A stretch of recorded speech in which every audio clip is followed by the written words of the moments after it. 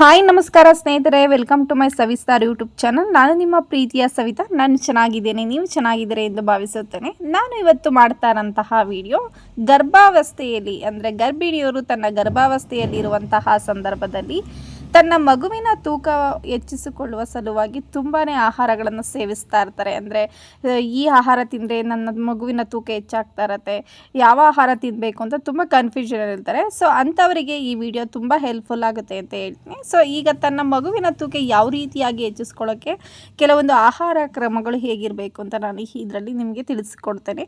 ಬನ್ನಿ ಸವಿಸ್ತಾರವಾಗಿ ಈ ವಿಡಿಯೋ ಮೂಲಕ ನಿಮಗೆ ತಿಳಿಸ್ಕೊಡ್ತೀನಿ. ಫಸ್ಟಿಗೆ ನಾವು ಮಗುವಿನ ತೂಕ ಹೆಚ್ಚಿಸ್ಕೊಬೇಕು ಅಂತಂದರೆ ಪ್ರೋಟೀನ್ ಹೆಚ್ಚಿಗೆ ಇರುವಂತಹ ಆಹಾರಗಳನ್ನು ನಾವು ಸೇವನೆ ಮಾಡಬೇಕಾಗುತ್ತೆ. ಪ್ರೋಟೀನ್ ಜಾಸ್ತಿ ಇದ್ದರೆ ಖಂಡಿತವಾಗಿ ಮಗುವಿನ ತೂಕ ಆಟೋಮೆಟಿಕ್ಲಿ ಹೆಚ್ಚಾಗುತ್ತೆ. ಸೊ ಫಸ್ಟಿಗೆ ನಾವು ಮಗುವಿನ ತೂಕ ಹೆಚ್ಚಿಸೋದಕ್ಕೆ ಮೊಳಕೆ ಕಾಳುಗಳು ತುಂಬ ಹೆಲ್ಪ್ಫುಲ್ ಆಗುತ್ತೆ ಅಂತಲೇ ಹೇಳ್ಬೋದು. ಸೊ ಮೊಳಕೆ ಕಾಳುಗಳನ್ನು ನಾವು ಸಾಂಬಾರು ಮೂಲಕನಾದರೂ ತಿನ್ಬೋದು, ಇಲ್ಲ ಸ್ನ್ಯಾಕ್ಸ್ ಮೂಲಕ ಆದರೂ ಕೂಡ ತಿನ್ಬೋದು. ಮೊಳಕೆ ಕಾಳುಗಳನ್ನು ನಾವು ಹಾಗೆ ತಿನ್ನೋದಕ್ಕಿಂತ ಒಂದು ಸ್ವಲ್ಪ ಬಾಯ್ಲ್ ಮಾಡಿಕೊಂಡು ತಿನ್ನಿದ್ರೆ ಉತ್ತಮ ಅಂತಲೇ ಹೇಳ್ಬೋದು. ಗರ್ಭಿಣಿ ಸ್ತ್ರೀಯರು ಅದು ಸಾಂಬಾರ್ಗೆ ಹಾಕ್ಕೊಂಡು ಆದರೂ ತಿನ್ಬೋದು, ಸ್ನ್ಯಾಕ್ಸ್ ಥರ ಆದರೂ ತಿನ್ಬೋದು. ಬಟ್ ಬಾಯ್ಲ್ ಮಾಡ್ಕೊಂಡು ತಿಂದರೆ ತುಂಬಾ ಹೆಲ್ಪ್ಫುಲ್ ಆಗುತ್ತೆ ಆ್ಯಂಡ್ ರಿಚ್ ಪ್ರೋಟೀನ್ ಇರುವಂತಹ ಆಹಾರ ಆಗಿರುತ್ತೆ ಮೊಳಕೆ ಕಾಳುಗಳು ಅಂತಲೇ ಹೇಳ್ಬೋದು. ಸೆಕೆಂಡ್ ಒನ್, ಮಿಲ್ಕ್ ಪ್ರಾಡಕ್ಟ್ ಏನಿದೆ, ಸೊ ಮಿಲ್ಕ್ ಪ್ರಾಡಕ್ಟು ಕೂಡ ತುಂಬಾ ಅದರಲ್ಲೂ ಕೂಡ ಪ್ರೋಟೀನ್ ಇರುತ್ತೆ. ಸೊ ಮೊಸರು ಕೂಡ ಸೇವನೆ ಮಾಡ್ಕೊಬೋದು ಆ್ಯಂಡ್ ಮಿಲ್ಕ್ ಕೂಡ. ಸೊ ಮಿಲ್ಕ್ ಏನಿದೆ, ಸೊ ಅಟ್ಲೀಸ್ಟ್ ದಿನಕ್ಕೆ 1-2 ಗ್ಲಾಸ್ ಮಿಲ್ಕನ್ನು ಸೇವನೆ ಮಾಡಬೇಕಾಗುತ್ತೆ. ಯಾಕೆ ಅಂತ ಅಂದರೆ ಮಿಲ್ಕ್ ಸೇವನೆ ಮಾಡೋದ್ರಿಂದ ಬೋನ್ ಡೆವಲಪ್ಮೆಂಟ್ ಆಗ್ತಾ ಇರುತ್ತೆ ಮಗುವಿಗೆ. ಸೊ ಮಗುವಿನ ಮೂಳೆಗಳು ಏನಿರುತ್ತೆ ಅದು ತುಂಬ ಬಲಿಷ್ಠವಾಗಿ ಬೆಳೆಯೋದಕ್ಕೆ ಸಹಾಯ ಮಾಡುತ್ತೆ ಅಂತಲೇ ಹೇಳ್ಬೋದು. ಆ್ಯಂಡ್ ನೆಕ್ಸ್ಟ್ ಬಂದು ಫ್ರೂಟ್ಸಲ್ಲಿ ಕೂಡ ಎಲ್ಲ ಥರ ಫ್ರೂಟ್ಸು ಕೂಡ ನೀವು ತೊಗೊಬೇಕಾಗತ್ತೆ. ಸೊ ನೀವು ಫ್ರೂಟ್ಸ್ನ ಯಾವಾಗಲೂ ನಾವು ಜ್ಯೂಸ್ ಮಾಡಿಕೊಂಡು ಕುಡಿಬಾರ್ದು. ಯಾಕೆ ಅಂತ ಅಂದರೆ ಜ್ಯೂಸ್ ಮಾಡ್ಕೊಂಡು ಕುಡಿಯೋದ್ರಿಂದ ಅದರಲ್ಲಿ ಇರುವಂತಹ ಕಂಟೆಂಟ್ ಏನಿರುತ್ತೆ, ಫೈಬರ್ ಕಂಟೆಂಟು ಜಾಸ್ತಿ ಇರೋದಿಲ್ಲ, ಕಡಿಮೆ ಆಗಿಬರುತ್ತೆ.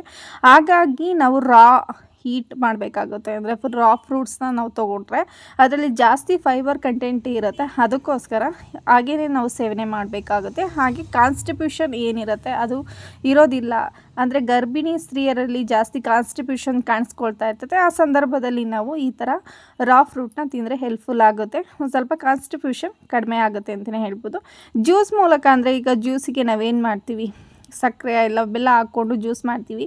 ಸೊ ಅದರಲ್ಲಿ ಶುಗರ್ ಬರೋಂತಹ ಚಾನ್ಸಸ್ ಇರುತ್ತೆ. ಸೊ ಎಲ್ಲ ಥರ ಫ್ರೂಟ್ಸು ತಿಂದರೆ ಉತ್ತಮ ಅಂತಲೇ ಹೇಳ್ಬೋದು. ಆ್ಯಂಡ್ ನೆಕ್ಸ್ಟ್ ಬಂದು ಜಾಸ್ತಿ ಹೈ ಪ್ರೋಟೀನ್ ಇರುವಂಥದ್ದು ಅಂತಂದರೆ ಮೊಟ್ಟೆ, ಎಗ್ಗು ಕೂಡ ಎಲ್ಲನೂ ತಿನ್ನಬೇಕಾಗುತ್ತೆ. ಸೊ ವೈಟೇ ತಿನ್ನಬೇಕು, ಇಲ್ಲ ಅದರಲ್ಲಿ ಒಳಗಡೆ ಇರುವಂತಹ ಎಲ್ಲೋ ನಾವು ತಿನ್ನಬಾರ್ದು ಅಂತ ಏನಿಲ್ಲ. ಸೊ ವೈಟ್ ಆ್ಯಂಡ್ ಎಲ್ಲೋ ಎರಡೂ ಕೂಡ ಒಂದು ಮೊಟ್ಟೆಯನ್ನು ತಿನ್ನಲೇಬೇಕಾಗುತ್ತೆ. ಸೊ ಈ ಎಲ್ಲೋನಲ್ಲಿ ವಿಟಮಿನ್ ಡಿ ಇರುತ್ತೆ. ಸೊ ಅದು ಮಗುವಿಗೆ ಬೇಕಾಗಿರುತ್ತೆ. ಅದಕ್ಕೋಸ್ಕರ ಹೈ ಪ್ರೋಟೀನ್ ಅಂದರೆ ಎಗ್ ತಿನ್ಬೋದು, ಇಲ್ಲ ಚಿಕನ್ನು ಕೂಡ ಚೆನ್ನಾಗಿ ನೀವು ತಿನ್ಬೋದು, ಫಿಶ್ಶು ಕೂಡ ತಿನ್ಬೋದು. ಬಟ್ ಎಗ್ ಅಂತ ಅಂದರೆ ಈಗ ಆಫ್ ಬಾಯ್ಲ್ ಲೈಕ್ ಆ ಥರ ಎಲ್ಲ ತಿನ್ನೋಂಗಿಲ್ಲ, ತುಂಬಾ ಚೆನ್ನಾಗಿ ಬಾಯ್ಲ್ ಮಾಡಿ ಆ ಥರ ತಿನ್ನಬೇಕು.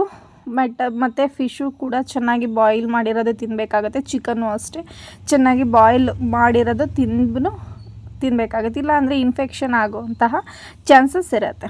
ಆ್ಯಂಡ್ ನೆಕ್ಸ್ಟ್ ಬಂದು ಸ್ವೀಟ್ ಪೊಟ್ಯಾಟೊ ಅಂತ ಬರುತ್ತೆ. ಸ್ವೀಟ್ ಪೊಟ್ಯಾಟೊ ಅಂದರೆ ಸಿಹಿ ಗೆಣಸು ಅಂತ ಕರಿತೀವಿ. ಸೊ ಅದನ್ನು ಕೂಡ ತಿನ್ನೋದ್ರಿಂದ ಮಗುವಿನ ತೂಕ ಹೆಚ್ಚಾಗ್ತಾ ಹೋಗುತ್ತೆ ಅಂತಲೇ ಹೇಳ್ಬೋದು. ಆ್ಯಂಡ್ ಸೋಯಾ ಚಂಕ್ಸ್ ಅಂತ ಬರುತ್ತೆ. So soya chunks and soya beans ಇವೆರಡೂ ಕೂಡ ಮಗುವಿನ ತೂಕ ಏಕೆಂದರೆ ಅದರಲ್ಲಿ ಹೈ ಪ್ರೋಟೀನ್ ಇರೋದ್ರಿಂದ ಮಗುವಿನ ತೂಕ ಕೂಡ ಅದರಿಂದನೂ ಕೂಡ ಹೆಚ್ಚಳ ಆಗುತ್ತೆ ಅಂತಲೇ ಹೇಳ್ಬೋದು. ಕಡಲೆ ಬೀಜ ಕೂಡ ತಿನ್ಬೋದು, ಕಡಲೆ ಬೀಜದಲ್ಲೂ ಪ್ರೋಟೀನ್ ಇರೋದ್ರಿಂದ ಅದು ಕೂಡ ಮಗುವಿನ ತೂಕ ಹೆಚ್ಚಿಗೆ ಮಾಡುತ್ತೆ ಅಂತಲೇ ಹೇಳ್ಬೋದು. ಆ್ಯಂಡ್ ಡ್ರೈ ಫ್ರೂಟ್ಸ್ ಅಂತ ಬರುತ್ತೆ. ಸೊ ಡ್ರೈ ಫ್ರೂಟ್ಸಲ್ಲಿ ಎಲ್ಲ ಥರಂತಹ ಡ್ರೈ ಫ್ರೂಟ್ಸ್ನ ತೊಗೊಬೋದು, ಬಾದಾಮಿ, ಪಿಸ್ತಾ ಆ್ಯಂಡ್ ಕ್ಯಾಶ್ಯೂ ನಟ್. ಸೊ ಎಲ್ಲ ಥರದ ಡ್ರೈ ಫ್ರೂಟ್ಸ್ ನೀವು ಅದನ್ನು ಮಿಲ್ಕ್ ಶೇಕ್ ಥರ ಆದರೂ ಮಾಡ್ಕೊಂಡು ಕುಡಿಬೋದು. ಇಲ್ಲ ಅಂತ ಅಂದರೆ ಸೊ ಅಂಟುಂಡೆ ಥರ ಬರುತ್ತೆ, ಆ ಥರನಾದರೂ ನೀವು ಸೇವನೆ ಮಾಡ್ಕೊಬೋದು. ಸೊ ನಿಮಗೆ ಯಾವ ಥರ ಕನ್ವೀನಿಯೆಂಟ್ ಇರುತ್ತೋ ಆ ರೀತಿಯಾಗಿ ನೀವು ಡ್ರೈ ಫ್ರೂಟ್ಸ್ನ ಸೇವನೆ ಮಾಡಬೇಕಾಗುತ್ತೆ. ಇದರಿಂದ ಮಗುವಿನ ತೂಕನೂ ಕೂಡ ಹೆಚ್ಚಾಗುತ್ತೆ ಆ್ಯಂಡ್ ಮಗುವಿನ ಬ್ರೈನ್ ಡೆವಲಪ್ಮೆಂಟ್ ಕೂಡ ಚೆನ್ನಾಗಾಗುತ್ತೆ ಅಂತಲೇ ಹೇಳ್ಬೋದು. ಆ್ಯಂಡ್ ಇನ್ನು ತರಕಾರಿಗಳು ಆ್ಯಂಡ್ ಸೊಪ್ಪುಗಳು ಖಂಡಿತವಾಗಿ ಚೆನ್ನಾಗಿ ತಿನ್ನಬೇಕಾಗುತ್ತೆ.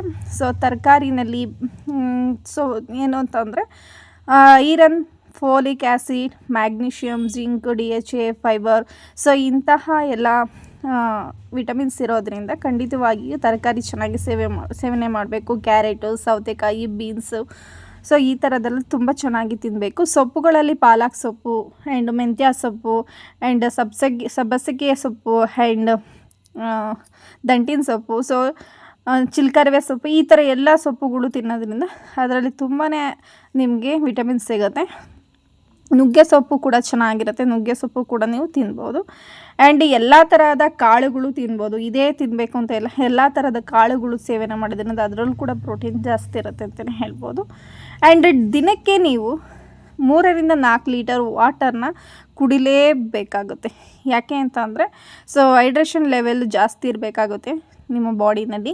ಆ್ಯಂಡ್ ಇದರಿಂದ ಜಾಸ್ತಿ ನೀರು ಸೇವನೆ ಮಾಡಿರೋದ್ರಿಂದ ಯೂರಿನರಿ ಇನ್ಫೆಕ್ಷನ್ ಆಗುವಂಥದ್ದು ಒಂದು ಸ್ವಲ್ಪ ಕಡಿಮೆ ಕೂಡ ಆಗುತ್ತೆ. ಹಾಗೆಯೇ ಮಗುವಿನ ಸುತ್ತ ನೀರು ಕೂಡ ಬ್ಯಾಲೆನ್ಸ್ ಆಗುತ್ತೆ ಅಂತಲೇ ಹೇಳ್ಬೋದು. ಆ್ಯಂಡ್ ಎಳ್ನೀರು ಕೂಡ ಡೈಲಿ ಒಂದೊಂದು ಎಳ್ನೀರು ಕೂಡ ನೀವು ಕುಡ್ಕೊಂಡು ಹೋಗ್ಬೋದು. ಸೊ ಇಷ್ಟು ಬಂದು ಜಾಸ್ತಿ ಮಗುವಿನ ತೂಕವನ್ನು ಜಾಸ್ತಿ ಮಾಡುವಂತಹ ಆಹಾರ ಕ್ರಮಗಳಾಗಿರುತ್ತೆ. ಸೊ ಇದನ್ನು ನೀವು ಬೆಳಗಿಂದ ಸಂಜೆ ಒಂದೇ ತಿನ್ನಬೇಕು ಅಂತ ಹೇಳಿಲ್ಲ, ಅದನ್ನು ನೀವು ಒಂದು ಸ್ವಲ್ಪ ಡಿವೈಡ್ ಮಾಡ್ಕೊಬೇಕಾಗುತ್ತೆ. ಸೊ ಬೆಳಗ್ಗೆ ಏನು ತಿನ್ನಬೇಕು, ಮಧ್ಯಾಹ್ನ ಏನು ತಿನ್ನಬೇಕು, ಅಂದರೆ ರಾತ್ರಿ ಏನು ತಿನ್ನಬೇಕು. ಅಂದರೆ ಈಗ ಬೆಳಗಿಂದ ಸಂಜೆವರೆಗೂ ಡ್ರೈ ಫ್ರೂಟ್ಸೇ ತಿನ್ನೋದು, ಇಲ್ಲ ಬೆಳಗಿಂದ ಸಂಜೆವರೆಗೂ ಹಣ್ಣುಗಳೇ ತಿನ್ನೋದು, ಆ ಥರ ಅಲ್ಲ. ಸೊ ಒಂದೊಂದು ಟೈಮಿಗೆ ಒಂದೊಂದು ಆಹಾರಗಳನ್ನ ಸೇವನೆ ಮಾಡ್ತಾ ಹೋಗ್ಬೇಕಾಯ್ತೆ. ಡ್ರೈ ಫ್ರೂಟ್ಸ್ ಬೆಳಗ್ಗೆ ತಿನ್ನಬೇಕು, ಮಧ್ಯಾಹ್ನ ಸೊಪ್ಪು ತರಕಾರಿ ತಿನ್ನಬೇಕು, ಸೊ ಮೊಟ್ಟೆ ಈ ಥರ, ಬೆಳಗ್ಗೆ ಮತ್ತು ರಾತ್ರಿ ಒಂದೊಂದು ಲೋಟ ಹಾಲನ್ನು ಸೇವನೆ ಮಾಡಬೇಕು. ಸೊ ಈ ಥರ ನೀವು ಕ್ವಾಂಟಿಟಿಗಿಂತ ಕ್ವಾಲಿಟಿ ಆಗಿರುವಂತಹ ಆಹಾರ ಪದಾರ್ಥಗಳ ಸೇವನೆ ಮಾಡಿದ್ರೆ ಖಂಡಿತವಾಗಿ ಮಗುವಿನ ತೂಕವನ್ನು ಬ್ಯಾಲೆನ್ಸ್ ಮಾಡ್ಬೋದು. ಗರ್ಭಾವಸ್ಥೆಯಲ್ಲಿರುವಂತಹ ಮಹಿಳೆಯರಿಗೆ ಮನೆಯಲ್ಲಿರುವಂತಹ ಹಿರಿಯರು ಏನು ಹೇಳ್ತಾ ಇರ್ತಾರೆ ಅಂದರೆ, ಸೊ ಹೊಟ್ಟೆಯಲ್ಲಿರುವಂತಹ ಒಂದು ಮಗು ಇದೆ, ಅದಕ್ಕೋಸ್ಕರ ನೀವು ಜಾಸ್ತಿ ಊಟ ತಿನ್ನಬೇಕು ಅಂತ ಹೇಳ್ತಾರೆ. ಖಂಡಿತವಾಗಿ ಅದು ತಪ್ಪು ಅಂತಲೇ ಹೇಳ್ಬೋದು. ಹೇಗೆ ಅಂತ ಅಂದರೆ, ನಿಮ್ಮ ಹೊಟ್ಟೆಗೆ ಎಷ್ಟು ಹಿಡಿಯುತ್ತೆ, ನಿಮಗೆ ಕಂಫರ್ಟ್ ಎಷ್ಟು ಹಿಡಿಯುತ್ತೋ ಅಷ್ಟು ಆರೋಗ್ಯಭರಿತವಾದಂತಹ ಆಹಾರವನ್ನು ಸೇವನೆ ಮಾಡಬೇಕಾಗುತ್ತೆ. ಸೊ ಇವಾಗ ಫಸ್ಟ್ ನೀವು 1 ಬೌಲ್ ತಿಂತಾಯಿದ್ರೆ ಈಗ 2 ಬೌಲ್ ತಿನ್ನಬೇಕು, ಮಗು ಇದೆ ಹಾಗಾಗಿ 2 ಬೌಲ್ ತಿನ್ನಬೇಕು ಅಂತ ಆ ಥರ ಎಲ್ಲ ಹೇಳೋದೆಲ್ಲ ರಾಂಗು. ಯಾಕೆ ಅಂತ ಅಂದರೆ, ನಮ್ಮ ಕಂಫರ್ಟು ನಮಗೆ ಹೊಟ್ಟೆಗೆ ಎಷ್ಟು ಹಿಡಿಯುತ್ತೋ ಅಷ್ಟು ಆಹಾರವನ್ನು ಕ್ವಾಲಿಟಿ ಆದಂತಹ ಆಹಾರ ಕ್ರಮಗಳನ್ನು ನಾವು ಅನುಸರಿಸ್ಕೊಬೇಕಾಗುತ್ತೆ. ಸೊ ಜಾಸ್ತಿ ತಿಂದರೆ ಅದು ಡೈಜೆಷನ್ ಆಗ್ತಾರಲ್ಲ ಆ ಟೈಮ್ಗಳಲ್ಲಿ, ಹಾಗಾಗಿ ನಿಮಗೆ ಎಷ್ಟು ಹೊಟ್ಟೆಗೆ ಹಿಡಿಯುತ್ತೋ ಅಷ್ಟು ತಿನ್ನಿ. ಈ ವಿಡಿಯೋ ನಿಮಗೆ ಇಷ್ಟ ಆಗಿದೆ ಎಂದು ಭಾವಿಸುತ್ತೇನೆ. ಸೊ ಈ ವಿಡಿಯೋ ನಿಮ್ಗೆ ಇಷ್ಟ ಆಗಿದ್ರೆ ನಿಮ್ಮ ಫ್ಯಾಮಿಲಿ ಮತ್ತು ಫ್ರೆಂಡ್ಸ್ಗೆ ಶೇರ್ ಮಾಡಿ ಅಂತ ಹೇಳ್ತಾ ನಾನು ಇನ್ನು ಮುಂದಿನ ವಿಡಿಯೋದೊಂದಿಗೆ ನಾನು ನಿಮ್ಮ ಮುಂದೆ ಬರ್ತೀನಿ. ಸೊ ಅಲ್ಲಿವರೆಗೂ ಟೇಕ್ ಕೇರ್, ಬಾಯ್.